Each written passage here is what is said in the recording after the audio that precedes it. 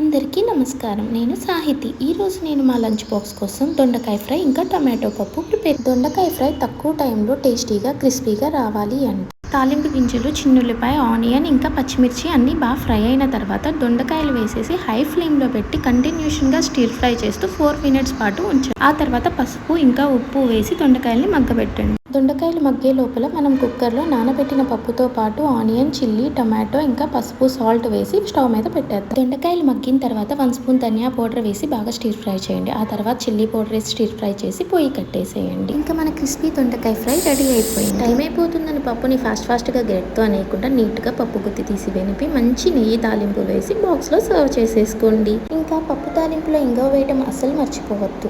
అలాగే టమాటో పప్పు కొంచెం గట్టిగా ఉంటేనే రుచి చాలా బాగుంటుంది. కాబట్టి పప్పు నానబెట్టేటప్పుడు 1 కప్పు పప్పు 2.5 కప్పు నీళ్లు మాత్రమే యాడ్ చేయండి. మరి ఇలాంటి టైం లేనప్పుడు ఫాస్ట్గా చేసే క్విక్ రెసిపీస్ కోసం నా ఛానల్ని లైక్, షేర్, సబ్స్క్రైబ్ చేసేయండి.